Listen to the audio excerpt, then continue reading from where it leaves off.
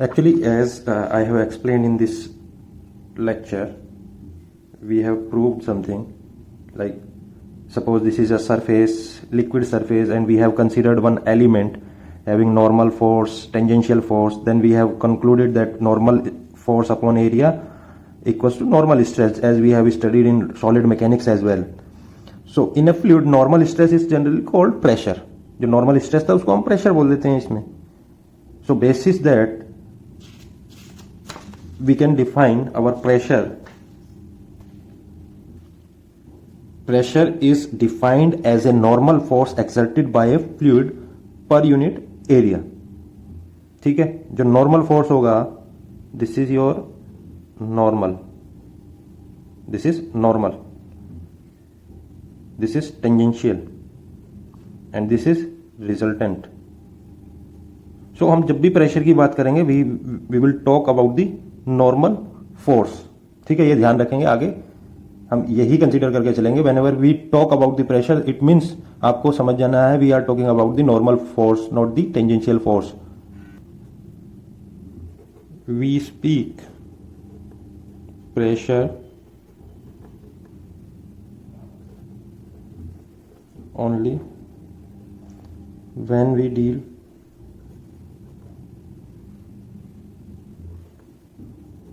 with a gas or a liquid. Whenever we talk about the gas or a liquid, the pressure comes into the picture. The counterpart of pressure is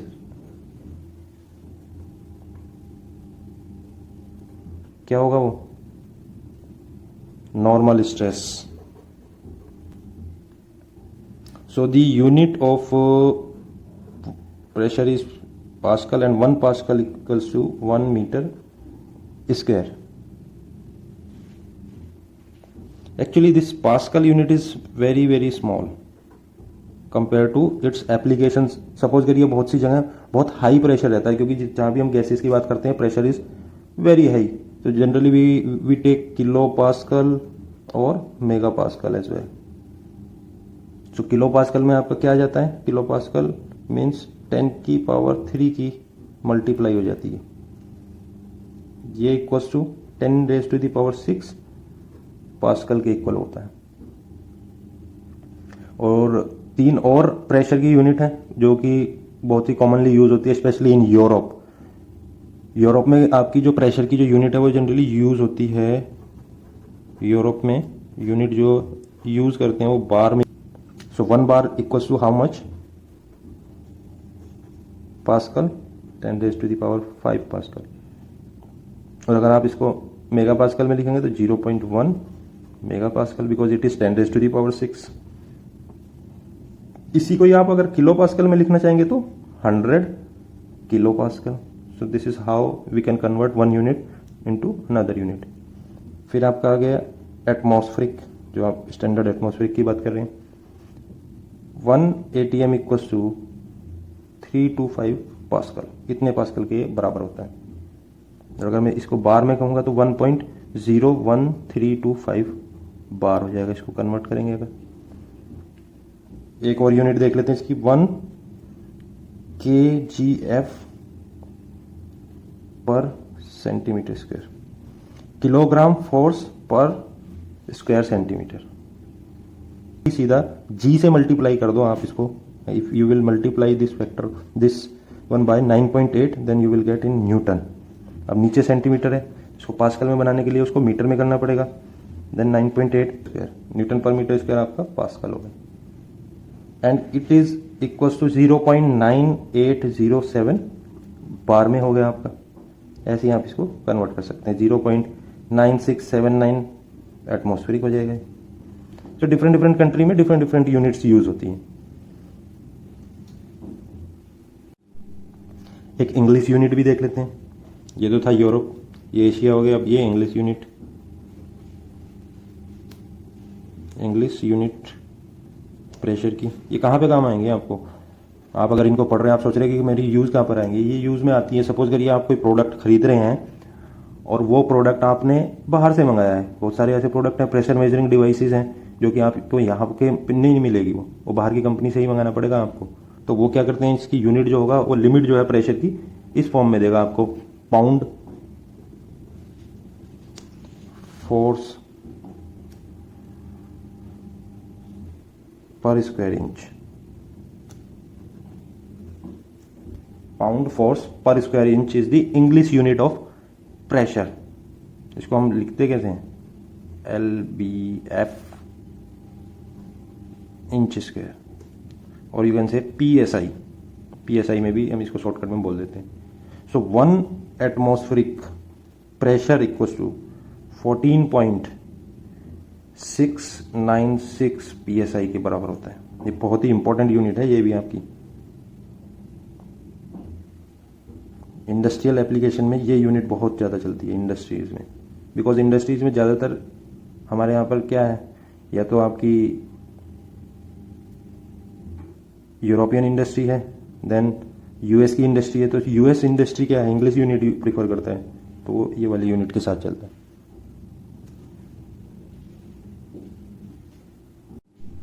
इस unit conversion को आप थोड़ा easy way में मत लेना, ये आपको conversion आना चाहिए, क्योंकि ये न्यूमेरिकल में आपको फंसा सकता है इन सब चीज़ों में यूनिट दे के। ये तो बहुत इजी रहता है, किलो, हजार हो गया, मेगा 10⁶ हो गया। अगर आप फंसते हैं कहीं पर कन्वर्जन में, तो इस टाइप की यूनिट्स में आप फंस जाते हैं, या इसमें फंसेंगे आप, पाउंड पर स्क्वायर इंच में। सो एक ये चीज़ तो हमेशा याद ही रखनी है, इसको तो आपको भूलना ही नहीं है। 1 ATM equals to 101.325। Let me give you one example related to pressure. Suppose करिए सेम ही पर्सन है, सेम पर्सन ने क्या कर लिया, ज़्यादा खाता था, इसने वेट गेन कर लिया। पर्सन, सपोज करिए यहाँ कोई बंदा है, कोई भी नाम दे दीजिए, रवि, ये कोई बंदा है, ये बहुत खा रहा है, इसने क्या किया, वेट गेन कर लिया, ये थोड़ा सा मोटा हो गया।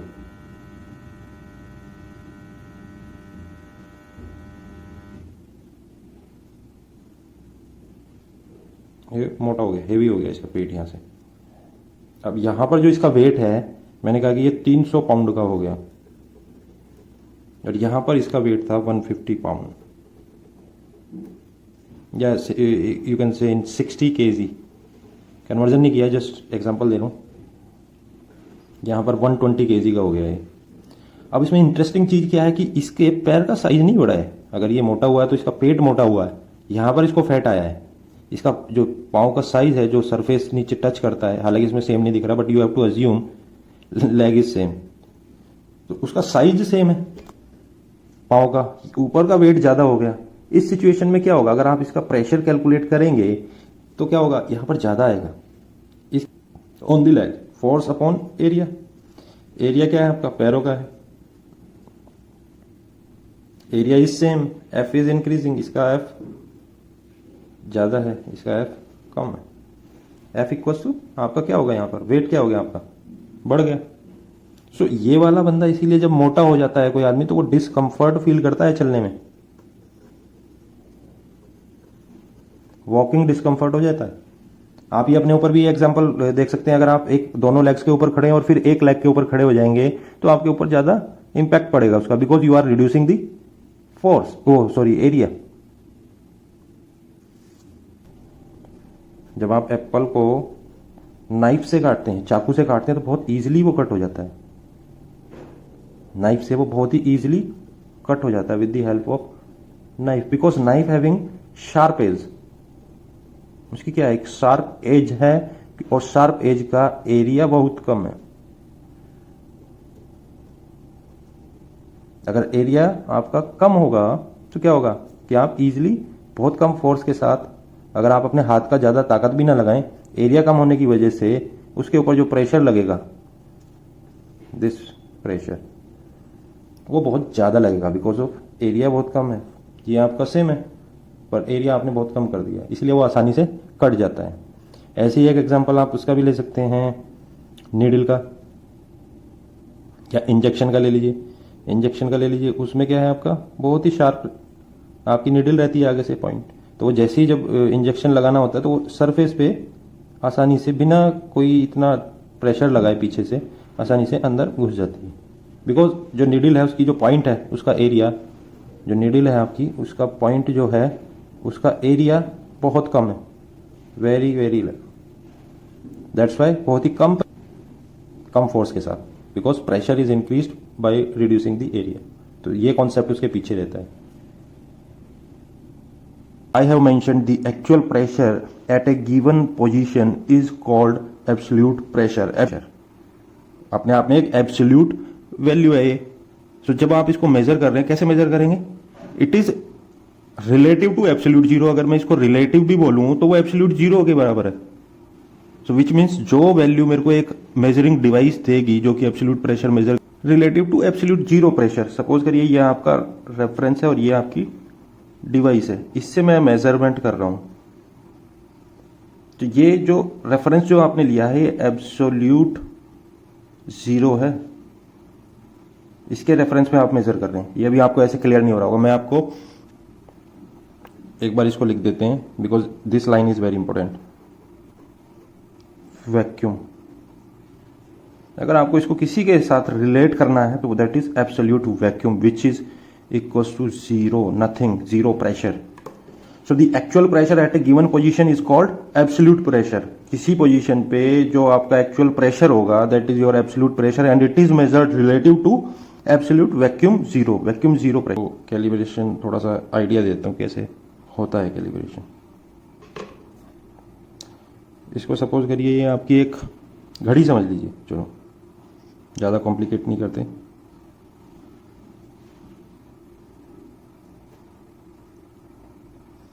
जब आप इसको कैलिब्रेट कर रहे हैं, कैलिब्रेशन मतलब जब आप इसको एक पॉइंट पे सेट कर रहे हैं, सपोज करिए यहां पर आपका है 0,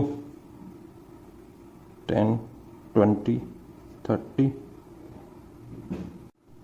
40, 50। सो आपने इसको यहां पे एक 0 पे सेट कर दिया है, 0 पे सेट हो गया। यही चीज हम यहां बोल रहे हैं रिलेटिव टू एब्सोल्यूट जीरो। आप यहां पर ये कह सकते हैं इसको आपने कैलिब्रेटेड टू 0 एटमॉस्फेरिक प्रेशर। आपने क्या कर दिया, इसको कैलिब्रेट कर दिया 0 एटमॉस्फेरिक प्रेशर पे। Most of the measuring pressure measuring device are calibrated to read 0 in the atmosphere. अभी क्या है, ये जो आपकी डिवाइस है ये एटमॉस्फेयर में और ये कैलिब्रेटेड है 0 मेजरमेंट पे, यानी कि ये जो मेजरमेंट कर रही है यहाँ पर विद रेस्पेक्ट टू एटमॉस्फेयर कर रही है और हमने इसको 0 पे सेट कर लिया। ठीक है, अब difference between absolute and atmospheric will give you some value. आपने यहाँ पर 0 पे कैलिब्रेट कर लिया, अब आप इसको मेजर कर रहे हैं तो मेजर करने पे ये कुछ वैल्यू देगा। सपोज करिए इसने 10 दिया, जिस डिवाइस को आप लेके गए आपने कहीं पर लगाया, इसने आपको एक वैल्यू दी 10। ठीक है, अब इस 10 का क्या होगा वो मैं आपको समझा देता हूं। एक वो आपका P एब्सोल्यूट, फिर आपका आ गया P गेज, एक आ गया आपका P एटमॉस्फेरिक। अभी इन 3 प्रेशर पे ही कॉन्सेंट्रेट करेंगे। एब्सोल्यूट आप समझ गए, it is measured relative to absolute vacuum 0. P gauge measurement is done with respect to P atmospheric. अगर आप किसी डिवाइस की हेल्प से मेजरमेंट कर रहे हैं तो वो विद रिस्पेक्ट टू एटमॉस्फेरिक होता है। अगर आपने उसमें इसको एटमॉस्फेरिक कंडीशन में 0 पे कैलिब्रेट कर लिया, यानी कि आपने एटमॉस्फेरिक प्रेशर को नलिफाई कर लिया है due to this calibration, calibration के थ्रू कर लिया है, तो जब ये आपको रीडिंग देगा वो आपको गेज की रीडिंग देगा। ये गेज नाम ही इंस्ट्रूमेंट के वजह से आया, गेज मतलब प्रेशर गेज। एटमॉस्फेरिक जो हमारे वातावरण में, जो हमारे एटमॉस्फेयर में जो प्रेशर है उसको बोलते हैं हम एटमॉस्फेरिक। इसका भी मेजरमेंट होता है, उसकी भी डिवाइसेस हैं, वो भी हम आगे चल के पढ़ेंगे। बट यहां पर आपको अंडरस्टैंड करना बहुत जरूरी है P absolute and P gauge. जब एब्सोल्यूट मेजरमेंट हो रहा है तो वो जीरो पे हो रहा है, इसका किसी के साथ कोई रिलेशन नहीं है, पर जब आप इसको मेजर कर रहे हो तो इसका रिलेशन इसके साथ है। एटमॉस्फेरिक प्रेशर के बेसिस पे, के रेफरेंस पे प्रेशर गेज का मेजरमेंट होता है, ये आपको ध्यान रखना। अब इनका मैं आपको रिलेशन बता देता हूं, क्या होगा इनका relation. P gauge equals to P absolute minus P atmospheric. क्या रिलेशन बन गया? P gauge equals to P absolute minus P atmospheric. जब आप गेज से मेजरमेंट करेंगे तो उसमें से एटमॉस्फेरिक माइनस कर देंगे, ओ सॉरी एब्सोल्यूट में से एटमॉस्फेरिक माइनस कर देंगे तो आपको गेज मिल जाएगा। आपके पास सपोज करिए ऐसी आपने मार्केट से डिवाइस ली है जो एब्सोल्यूट प्रेशर मेजरमेंट करती है, सारी कहानी सेट होती है कि वो किस पे कैलिब्रेटेड है। अगर उस वो एटमॉस्फेरिक प्रेशर सपोज करिए हमारा होता है 101.325 kPa होता है, अगर वो इस पे सेट है और आपने गेज में, गेज ने जो कुछ वैल्यू आपको दिया है उसके अंदर गेज प्रेशर दिया है, सपोज करिए 10 दे दिया उसने, तो इसका एब्सोल्यूट कितना होगा? एब्सोल्यूट निकालना तो P atmospheric plus P gauge, इस तरीके से कैलकुलेशन होती है। अब अगर मैं पी वैक्यूम की बात करूं, वो हो जाएगा आपका वैक्यूम एक निगेटिव सेंस है, निगेटिव प्रेशर है। अभी मैं एक डायग्राम के थ्रू आपको समझाता हूं कैसे है। पी वैक्यूम इक्वल्स टू होगा आपका पी एटमॉस्फेरिक, बिकॉज ये एटमॉस्फेयर से नीचे है, इसका प्रेशर जो है एटमॉस्फेयर से कम है, माइनस पी एब्सोल्यूट। एब्सोल्यूट तो क्या है आपका? एब्सोल्यूट तो डिपेंड करता है आपका, इन दोनों का एक तरीके से समेशन होता है। अब यहां पर पी वैक्यूम क्या है? एक नेगेटिव वैल्यू है, तो वो आपका एटमॉस्फेरिक में से माइनस हो जाता है, नीचे की तरफ जाता है। अब ये एक डायग्राम देखेंगे उसमें आपको समझ में आ जाएगा। Suppose this is the P absolute equals to 0।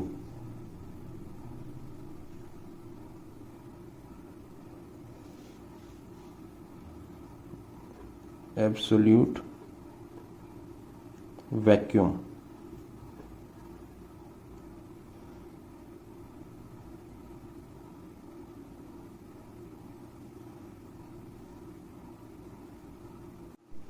इसको आप ऐसे याद कर सकते हैं, this is your vacuum. Suppose करिए ये आपकी अर्थ है, ये अर्थ का अंदर इनसाइड दी अर्थ है। अब आपका एक प्रेशर है एटमॉस्फेयर, तो एटमॉस्फेयर यहां पर आ गया आपकी सरफेस पे, एटमॉस्फेरिक। एटमॉस्फेयर से अंदर जाएंगे, इसकी डेप्थ में जाएंगे तो वहां पर आपको मिलेगा वैक्यूम,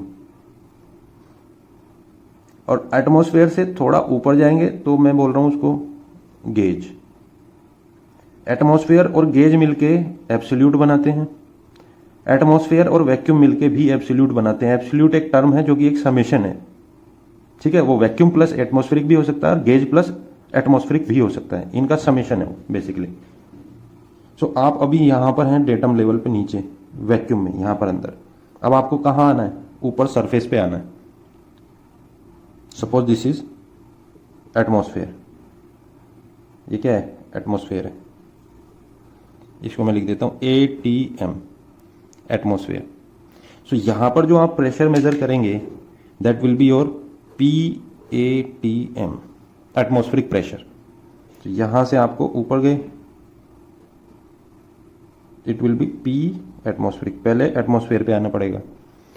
देन यहां से अब आप जो प्रेशर मेजर करेंगे दैट विल बी योर, क्या होगा? P गेज, क्योंकि यहां पर जब आपका एटमॉस्फेयर पूरा हो गया, अब उसके बाद ये अर्थ की सरफेस आ गई, इसके ऊपर अगर आप कोई मेजरमेंट कर रहे हैं that will be your P gauge. देखिए P gauge with respect to P atmospheric है, और इन दोनों का जब आप टोटल करते हैं पी एब्सोल्यूट आता है। फिर क्या आ जाता है आपके पास? P absolute. यहां पर आप डायरेक्ट यहां पर आ गए, एक आप पार्ट्स में आए तो आप इस तरीके से है, पहले पी एब्सोल्यूट पे गए फिर पी गेज पे गए, डायरेक्ट आना है तो यहाँ पे डायरेक्ट आ गए तो पी एब्सोल्यूट हो गया। अब वैक्यूम के केस में क्या होगा, जो हम नीचे वाला ये वाला केस, इस वाले केस की जो हम बात कर रहे हैं, इसको कैसे करेंगे। अब वैक्यूम जो है अंदर की तरफ है, नीचे की तरफ, गेज ऊपर की तरफ था। अब ये है आपका एटमॉस्फेयर, एटमॉस्फेयर से आपका क्या होगा, वैक्यूम नीचे की तरफ जाएगा,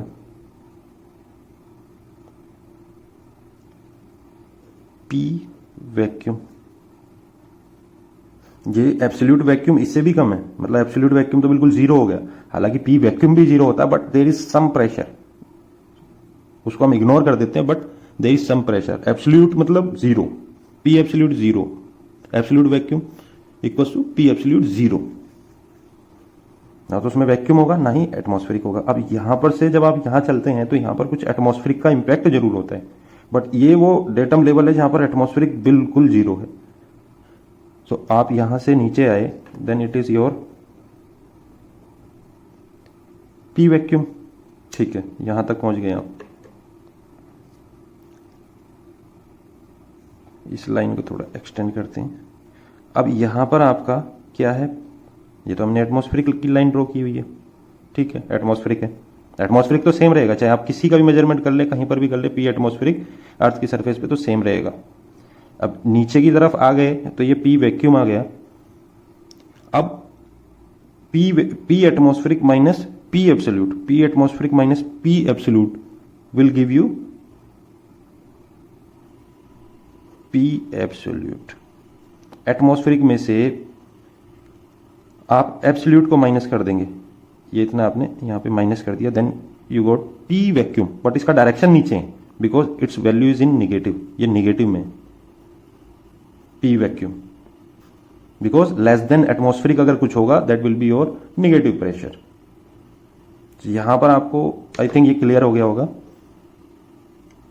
यहां से यहां पर आपका पी एब्सोल्यूट है, वो है P atmospheric minus, sorry, P atmospheric minus P vacuum ले लीजिए, then it will give you P absolute. या P atmospheric minus P absolute करेंगे then you also got P vacuum. So ये रिलेशन आपको याद रखना है, वैक्यूम में नीचे की तरफ आ रहे हैं, गेज में ऊपर की तरफ जा रहे हैं। ये आपका कांस्टेंट रहेगा दोनों केसेस में, एटमॉस्फेरिक चेंज नहीं होता है। इस सरफेस पे तो एटमॉस्फेरिक दोनों में सेम रहेगा। ये नीचे चला गया आपका, सो ये ऊपर जा रहा है, ये नीचे जा रहा है, इसकी वैल्यू ज्यादा है, इसकी ये नेगेटिव फॉर्म में, तो this minus this equals to this, या this minus this equals to this. So this is how we can correlate these three pressure with each other. ठीक है, जनरली हम ये टर्म यूज करेंगे, आगे भी हम यही टर्म यूज करेंगे, तो थोड़ा इनका ध्यान रखना। गेज प्रेशर का मैं आपको एक एग्जांपल देता हूँ। गाड़ी का एग्जांपल ले लीजिए। उसमें जब टायर में जब आप कहते हैं उससे यार एयर हवा कम हो गई है, हवा भर दो इसमें, तो वो एक गेज यूज करता है, पहले एयर चेक करता है एक गेज की हेल्प से। That gauge will give you the gauge pressure. वो प्रेशर गेज है, उसका नाम ही गेज है, प्रेशर गेज एक मेजरिंग डिवाइस है, तो वो आपको देता है एक प्रेशर। और जनरली जो वो उसकी कॉमन एक रीडिंग रहती है वो होती है आपकी 32 PSI। 32 PSI। PSI की फॉर्म में हम ज्यादातर इनको क्यों यूज कर रहे हैं, क्योंकि एक बहुत हाई प्रेशर है, ज्यादा प्रेशर है, इसीलिए हम PSI की फॉर्म में लिख देते हैं। और ये आपको पता है कि PSI कहाँ की यूनिट है, आई थिंक इंग्लिश यूनिट है, ठीक है। अब ये जो 32 PSI उसने दिया है, ये 32 PSI कहां पे जाएगा, यहां पर, दिस इज पी गेज, यानी कि अबव एटमॉस्फेरिक, एटमॉस्फेयर से ऊपर की बात हो रही है यहां पर 32 PSI। अब अगर मैं इसका कहूंगा कि पी एब्सोल्यूट कितना होगा, then you have to add atmospheric. कितना एटमॉस्फेरिक है, सपोज करिए आपका 1 एटमॉस्फेरिक प्रेशर है, तो ये हो जाएगा, इसको यूनिट कन्वर्जन करना पड़ेगा, ऐसे ऐड नहीं कर सकते आप इसको, ठीक है। ये ATM में है, देन ये PSI में, then you have to convert, then finally you will get the P absolute. तो कहने का सेंस ये है कि मोस्ट ऑफ द डिवाइसेस क्या है, गेज प्रेशर मेजर करती है और किस एटमॉस्फेयर पे कर रही है, you have to add that atmospheric pressure and then you will get the absolute pressure. कुछ अब इनका क्या है कि फ्लूइड मैकेनिक्स में तो generally we use gauge pressure, but in thermodynamics में ज्यादातर हम एब्सोल्यूट प्रेशर यूज करेंगे। तो ये थोड़ा ध्यान देने की चीज है। एब्सोल्यूट प्रेशर थर्मोडायनेमिक्स में, बिकॉज क्योंकि इस प्रेशर के बेसिस पे उसमें प्रॉपर्टीज डिफाइंड है, और थर्मोडायनेमिक्स में प्रॉपर्टीज का रोल बहुत ज़्यादा है कंपेयर टू फ्लूइड मैकेनिक्स। तो वहां पर जो है आप देखेंगे कि ए लेटर ज़्यादा यूज होगा। और इसका एक मैं आपको बता दूं, पीएसआई में एक यूनिट चलती है पीएसआई ए, पीएसआई जी, दोनों तरीके के इंस्ट्रूमेंट आते हैं। यह है पीएसआई एब्सोल्यूट, पीएसआई गेज। तो इस टाइप से आपका ये पूरा मेजरमेंट प्रेशर का चलता है, कौन सा गेज कब यूज होता है। एटमॉस्फेरिक प्रेशर की हमें कोई जरूरत नहीं होती मेजरमेंट की, क्योंकि पूरी एटमॉस्फेयर पे लगभग सेम ही होता है। और अगर आपका ऑल्टीट्यूड चेंज होता है, अगर आप पहाड़ों में जाते हैं, then your atmospheric pressure will change. That's why the importance of atmospheric pressure comes into the picture, कि हमें वहां पर कितना रखना है टायर के अंदर प्रेशर, बिकॉज आपने अगर हवा फिल करी है यहाँ पर, तो वहां पर जाकर उसमें चेंज आ सकता है बिकॉज ऑफ द ऑल्टीट्यूड।